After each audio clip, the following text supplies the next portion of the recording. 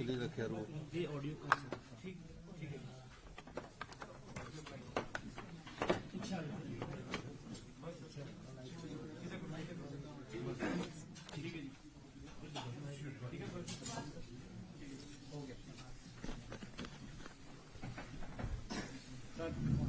नमस्कार। आज वित्त मंत्री जी ने बजट रविवार वाले दिन रखा और रविवार वाले दिन जब बजट रखा जा रहा था तो मैं इस पूरे बजट को बड़ी गंभीरता से सुन रहा था और निश्चित तौर पर आज ही 16 फाइनेंस कमीशन की रिपोर्ट भी रखी गई। हिमाचल के इतिहास में ये आज एक काला दिन है। ये बात मैं इसलिए कह रहा हूं कि प्रदेश जब बने था छोटे राज्य और पहाड़ी राज्यों को रेवेन्यू की दृष्टि से नहीं आंका गया था और रेवेन्यू की दृष्टि से नहीं आंकने के बावजूद 1952 से लेकर हमें ग्रांट मिलती रही, आरडीजी के रूप में ग्रांट मिलती रही और आरडीजी के रूप में जब ग्रांट मिलती रही तो प्रदेश में जो कभी भी रेवेन्यू सरप्लस स्टेट नहीं हो सकते थे उनको ग्रांट के रूप में जो डेफिसिट होता था उसके रूप में रेवेन्यू डेफिसिट ग्रांट दी जाती थी। संविधान के अनुच्छेद 275(1) में केंद्र सरकार में राज्यों को state specific revenue deficit grant दी जाती है। 1952 से लेकर 15वें फाइनेंस कमीशन तक ये रेवेन्यू डेफिसिट ग्रांट प्रदेश को मिलती रही। तकरीबन 70 साल से ये रेवेन्यू डेफिसिट ग्रांट प्रदेश को मिलती रही और इस रेवेन्यू डेफिसिट ग्रांट के कारण प्रदेश की जो योजनाएं हैं, प्रदेश की जो विकासात्मक कार्य हैं, उनको अमल में लाया जाता रहा। रिपोर्ट 16 फाइनेंस कमीशन की रखी गई। हमें आशा थी, तकरीबन 4 बार में फाइनेंस कमीशन को मिला और इतनी ही बार में वित्त मंत्रालय में वित्त मंत्री जी से भी मिला। मैंने उनसे हमेशा ये अनुरोध किया कि जब हमें 16 फाइनेंस कमीशन जब रेवेन्यू डेफिसिट ग्रांट देगा तो टेपरिंग नहीं होनी चाहिए, यानी कि 5 साल के लिए एक सम्मान होनी चाहिए। और आप जानते हैं कि जो 15th फाइनेंस कमीशन ने रेवेन्यू डेफिसिट ग्रांट दी उसमें टेपरिंग हुई। टेपरिंग का कहने का मकसद मेरा ये है कि पहले वर्ष जैसे 11,000 करोड़ मिल गया, दूसरे वर्ष 10,000 करोड़ मिल गया, तीसरे वर्ष और 10,000 करोड़ मिल गया, चौथे वर्ष 8,000 करोड़ मिल गया और 5वें वर्ष आज इस वर्ष जो 25-26 का वित्तीय वर्ष चल रहा उसमें 3200 करोड़ रुपए मिल गया। यानी कि 11,000 करोड़ से हम 3200 करोड़ में revenue deficit grant 15th finance commission की आज पा रहे हैं। एकदम बजट में एक 3200 करोड़ रुपए मिलना प्रदेश की आर्थिक जो स्थिति है उसको पटड़ी में लाने में मुश्किल आती है। इसलिए आज जब आप रेवेन्यू डेफिसिट ग्रांट देंगे तो आपने इसको बराबर ही 5 साल के लिए रखना। 15 फाइनेंस कमीशन जब था और जब तक 15 फाइनेंस कमीशन की रिपोर्ट नहीं आई थी, प्रदेश में 15 फाइनेंस कमीशन ने जो आरडीजी दी थी इंटरम रिपोर्ट के रूप में, जो कि 2020-21 में इंटरम रिपोर्ट सबमिट की गई। जयराम ठाकुर जी की सरकार थी, भारतीय जनता पार्टी की सरकार थी। 11,431 करोड़ रुपया इंटरम रिपोर्ट में 15th फाइनेंस कमीशन ने हमें आरडीजी दी है। फिर 15th फाइनेंस कमीशन ने जब फुल रिपोर्ट आई तो 37,199 करोड़ रुपए की आरडीजी दी और 37,000 और 11,431 के हिसाब से ये टोटल 49,000 करोड़ रुपए के तकरीबन 48,500 49,000 करोड़ रुपए के करीब 2021 से 2025-26 तक प्रदेश को मिला। और प्रदेश में इस वर्ष जो आरडीजी आ रही है 3200 करोड़ रुपए आ रही है। 2026 से 31 के बीच में 2026 से 31 के बीच में भी 16 फाइनेंस कमीशन जो है वो आरडीजी को रिकमेंड करता है। हमने अंदाजा लगाया था कि पिछली बार अगर 48,000 साढ़े 48,000 करोड़ रुपए आया तो इस बार 50,000 करोड़ रुपए आएगा और हर साल 10,000 करोड़ रुपया प्रदेश को मिलेगा। और मैं यही मांग करता रहा, हमें तो ये पता ही नहीं था कि आरडीजी खत्म कर दी जाएगी, हमें ये जानकारी नहीं थी। मैं सिर्फ किस लिए मिलता रहा ये भी मैं बताना चाहता हूं। मैं ये बोलना के लिए मिलता रहा कि आरडीजी में इतना ज्यादा बदलाव नहीं आना चाहिए। जब आप 16 फाइनेंस कमीशन आरडीजी को रिकमेंड करेगा तो एक समान आरडीजी प्रत्येक वित्तीय वर्ष में मिले। और जब मैंने 16 फाइनेंस कमीशन की रिपोर्ट्स पढ़ी तो उसमें आरडीजी को पूर्णतया खत्म कर दिया गया है। ये प्रदेश के लोगों के खिलाफ कुठाराघात है, प्रदेश के लोगों के दिलों पर चोट पहुंची है। भारतीय जनता पार्टी के जो संसद सदस्य हैं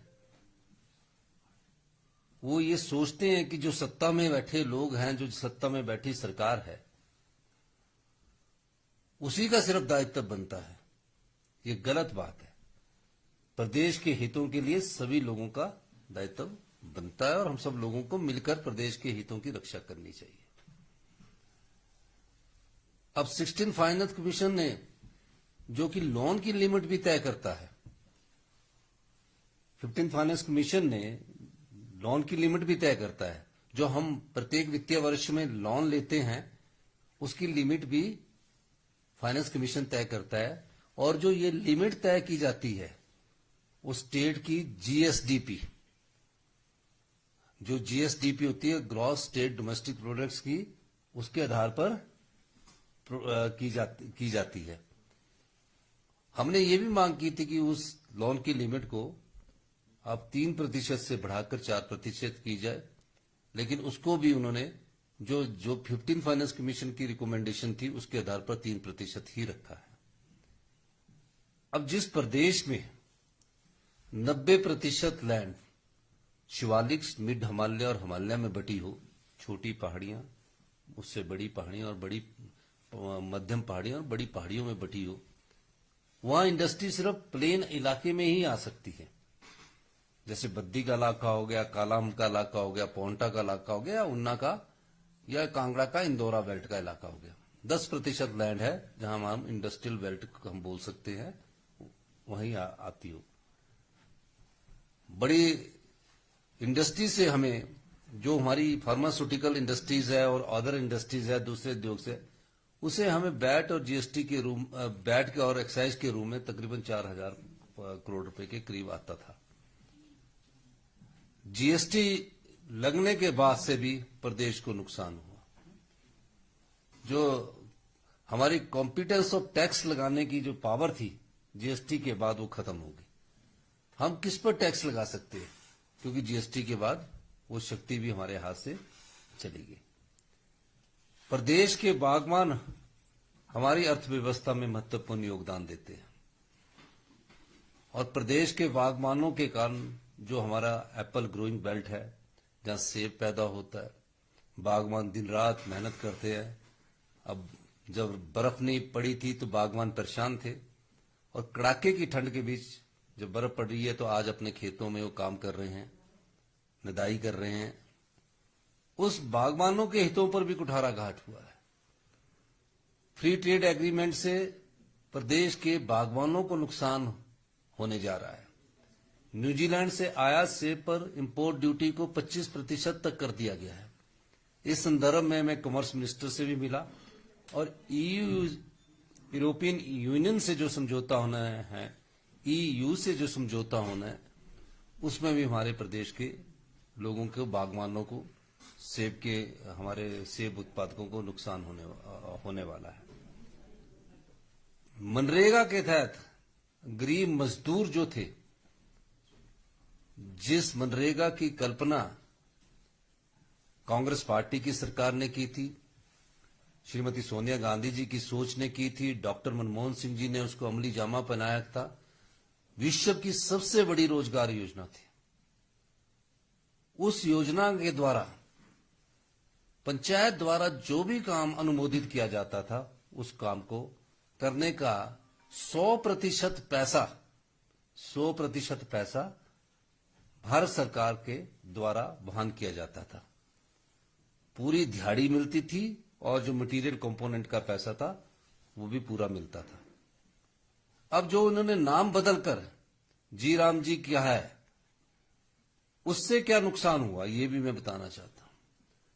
एक तो मनरेगा जो थी वो डिमांड ड्रिवन थी, यानी कि पंचायत द्वारा जब भी डिमांड कर दी जाती थी तो वो काम मनरेगा के तहत कर दिया जाता था। उस डिमांड ड्रिवन को खत्म कर दिया गया है और गांव के लोगों को अगर रोजगार नहीं दे पाते थे तो अनएम्प्लॉयमेंट अनाउंस जो था, जो बेरोजगारी भत्ता था, वो केंद्र सरकार वहन करती थी। अब इस योजना को जो नाम बदलकर रख दिया, उससे अब मनरेगा में मजदूर बहुत कम लगेंगे।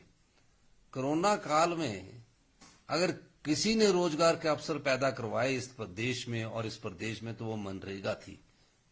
डॉक्टर मनमोहन सिंह जी की सोच और सोनिया गांधी जी की सोच से निकली वो मनरेगा थी। उसके एक्ट को पास कर दिया गया, उससे भी प्रदेश को तकरीबन 900 करोड़ का नुकसान हुआ है। प्रदेश भीषण आर्थिक स्थिति से गुजर रहा है। हमने चुनौतियों का सामना किया। प्रदेश में आपदा आई। आपदा के साथ 2023-24 में मेरे मंत्रिमंडल के सभी सहयोगी, सभी लोग आपदा से निपटने में लगे। हमारे सारे मंत्रिमंडल के सदस्य 23-24 की आपदा में उस समस्या से निपटने के लिए चुनौती को स्वीकार किया और हमने उस चुनौती की लड़ाई लड़े। आप बताइए कि पहली बार प्रदेश के इतिहास में 23-24 की जो आपदा थी, इतिहास की सबसे बड़ी आपदा थी। हमारे जो संसाधन थे, हमने आपदा प्रभावित परिवारों के लिए अपने खजाने खोल दिए थे। केंद्र सरकार ने आकलन किया। केंद्र सरकार की टीम आई। केंद्र सरकार की टीम ने आकलन करने के बाद यह बताया कि 9300 करोड़ रुपए का पीडीएनए के रूप में नुकसान हुआ है। अब जब 9300 करोड़ रुपए का पीडीएनए का आकलन कोई राज्य की सरकार नहीं कर रही है, केंद्र की सरकार कर रही है, तो आप ये अंदाजा लगाइए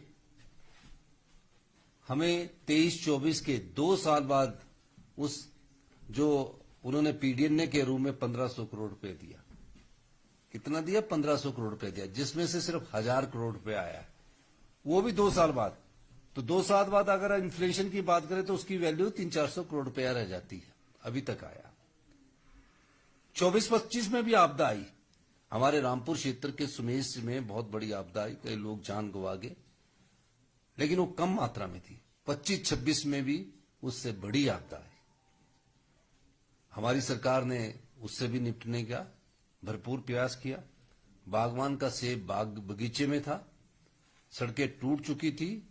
हमने इतिहास में सबसे ज्यादा MIS के तहत 130 करोड़ रुपए का सेब खरीदा कि ताकि हमारे बागवानों को नुकसान ना पहुंचे। 25-26 का आपदा का आंकलन भी करने के लिए केंद्र की टीम आई। अभी तक कोई केंद्रीय सहायता नहीं मिली। देश के प्रधानमंत्री जी ने आपदा को बड़ा माना और उसके बाद उन्होंने घोषणा की।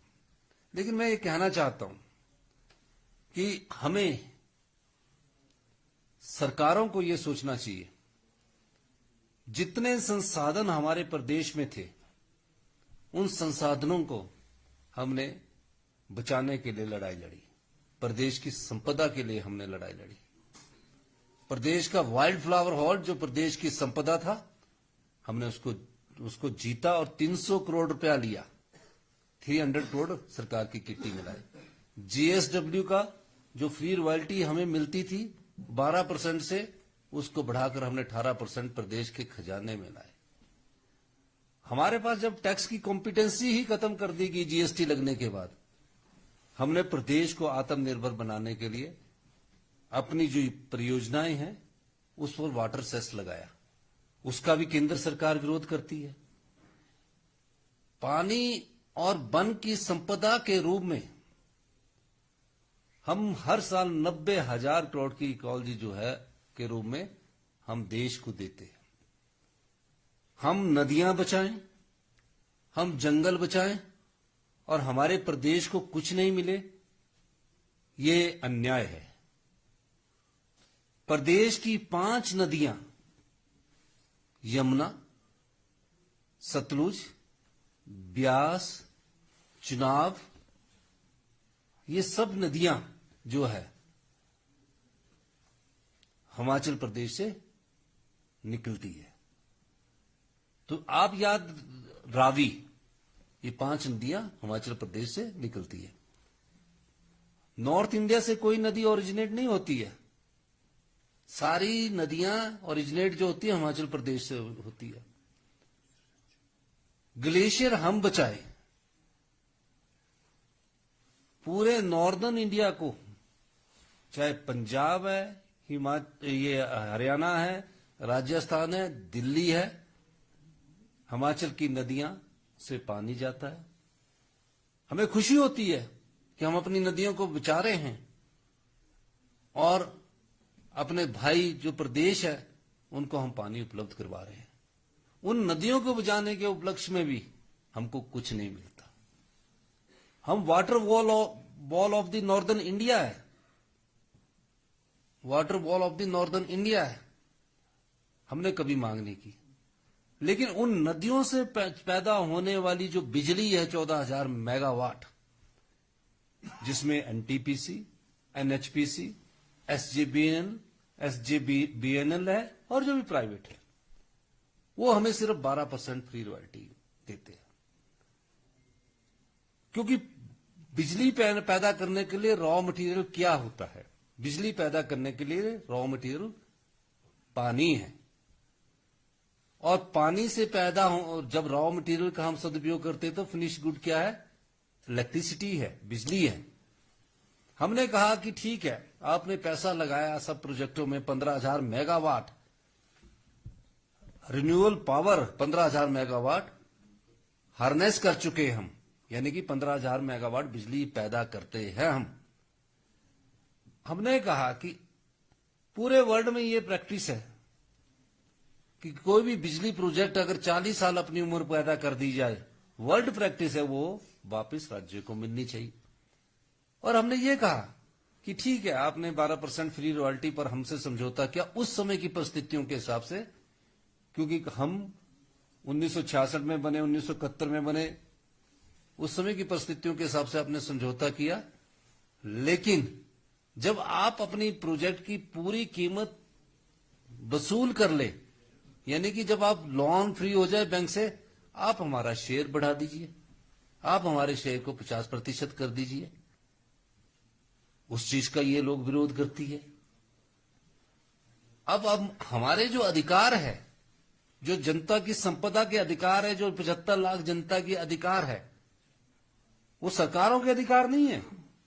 सरकारें आती है, सरकारें जाती है, सरकार सत्ता में आती है, सरकार सत्ता से बाहर जाती है, लेकिन अपने अधिकार जो हैं, जो आम आदमी के अधिकार है, जो प्रदेश के बागवान के अधिकार है, जो प्रदेश के किसान के अधिकार है, जो प्रदेश के आम परिवारों के लोगों के अधिकार है, अगर उस संपदा को आप लूटते ही रहोगे और हमारे लोगों को ना कोई अधिकार दोगे, तो ये निश्चित रूप से प्रदेश के लिए काला दिन है। उस अधिकार के रूप में हमें ये आरडीजी मिलती थी। छोटे राज्य कभी भी सरप्लस, स्टेट रेवेन्यू सरप्लस नहीं हो सकते। अगर वो रेवेन्यू सरप्लस जिस दिन होंगे, वो सिर्फ हाइड्रो टूरिज्म के सेक्टर में होंगे। टूरिज्म के सेक्टर में अभी मैं सुन रहा था किसी भारतीय जनता पार्टी नेता का बयान, ट्रैकिंग तो यहां हमारे कई सदियों से है।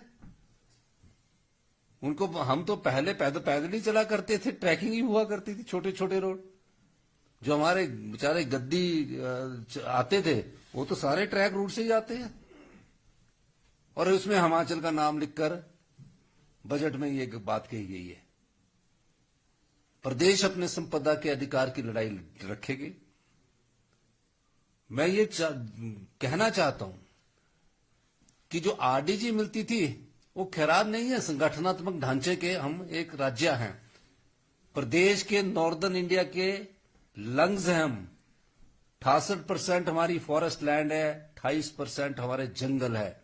उसकी सुरक्षा एक पेड़ नहीं हम हिमाचल प्रदेश में काटने देते हैं। अगर हम आरडीजी की जगह अगर अपने जंगलों को काट लें, हमने अपने आप पर बैन लगाया हुआ है। ये स्टेट सब्जेक्ट है फॉरेस्ट, तो हमें इन आरडीजी की जरूरत ही नहीं है। पूरे उत्तरी राज्यों को पानी हम दें, पूरे उत्तरी राज्यों को स्वच्छ हवा हम दें। पूरी बड़ी बड़ी कंपनियां भारत सरकार की लोक उपक्रम, एनटीपीसी, एनएचपीसी, एसजेबीएनएल, उनके शेयर मार्केट ऊपर बढ़े, करोड़ों रुपए का फायदा वो उठाए और हमें छुनछुना दे दे। उस अधिकार की लड़ाई भी हम आने वाले समय में लड़ेंगे। अगर आरडीजी हमारी, जो कि हमारा संविधान के अंतर्गत आर्टिकल 275 के अंतर्गत हमें एक अधिकार दिया गया है, क्योंकि जब हम प्रदेश विकसित नहीं थे, पढ़े लिखे नहीं थे, उस समय से ये प्रोजेक्ट लगे। हमने अपनी जमीन दी है, हमने अपने प्राकृतिक संसाधन दिए हैं। जो और राज्य है जिनके प्राकृतिक संसाधनों का दोहन किया जाता है, थर्मल के लिए कोयले का प्रयोग किया जाता है, उसमें टैक्स लगाने का अधिकार है, तो हमें क्यों नहीं मिला? तो आज प्रदेश की आरडीजी को खत्म करना प्रदेश के लिए और प्रदेश की जनता के लिए, प्रदेश के आम परिवार के लिए, प्रदेश के किसान के लिए, प्रदेश के बागवान के लिए, प्रदेश के मजदूर के लिए आज ये काला दिन है। ये मैं इसलिए कह रहा हूं और मेरा ये मानना है कि इस बारे में विचार किया जाए। और बाकी जो बजट में स्कीम्स है वो ये भी कोई खैरात नहीं है। जो टैक्सेस का बंटवारा होता है उसमें से 60% तो केंद्र सरकार के पास चला जाता है, उसके द्वारा ये योजनाएं आती है। इसीलिए हमने जब आरडीजी का आकलन करके 2027 में आत्मनिर्भर की बात की थी, लेकिन मैं आज फिर कह सकता हूं, हमने नीतिगत बदलाव करके प्रदेश को आत्मनिर्भर बनाने की दिशा में आगे कदम बढ़ाए हैं। थोड़ा उसमें और समय लगेगा, लेकिन ये फैसला आज प्रदेश की जनता को भी करना है। प्रदेश के मुख्यमंत्री के तौर पर मेरी उद्योग मंत्री और से भी चर्चा हो रही थी, हर्षवर्धन जी से। हमें फैसले करके आगे बढ़ना है, हमें अपने पांव पर खड़ा होना है। अपने पांव पर खड़ा होने के लिए हमें अपनी संपदा में अपना अधिकार चाहिए। हमें जो बिजली की रॉयल्टी है उसमें अपना अधिकार चाहिए। हमारे अधिकारों पर कुठाराघात है छोटे राज्य होने के नाते। बीबीएमबी से हमारी पीड़ा देखिए। 2011 से सुप्रीम कोर्ट ने यह फैसला कर रखा है कि आपका बीबीएमबी के एरियर के रूम में आपको मिलना चाहिए, आज तक हमें नहीं मिल पा रहा। शानन प्रोजेक्ट जिसकी 99 साल की लीज पूरी होगी, आज तक नहीं मिल पा रहा, क्योंकि केंद्र सरकार मूक बनी रहती है। और पिछली भारतीय जनता पार्टी की सरकार ने इस प्रदेश की संपदा को लुटाया है। इस प्रदेश की गरीब जनता के धन को बुरी तरह लुटाया है, किसान के धन को लुटाया है, बागवान के धन को लुटाया है, मजदूर के अधिकार को वंचित रखा है। तो हमारी जो आरडीजी नहीं, बजट से तो मैं कुछ नहीं कहना चाहूंगा, लेकिन जो हमारा अधिकार संविधान द्वारा दिया गया है, जिस संविधान के आर्टिकल की मैंने बात की है कि आर्टिकल 275A(1) के, जिसमें हमें रेवेन्यू डेफिसिट ग्रांट देने की बात की है।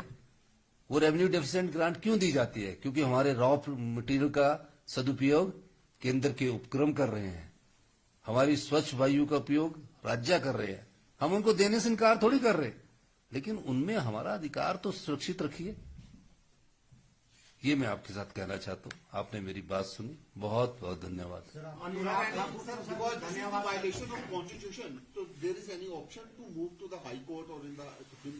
देखिए, मैंने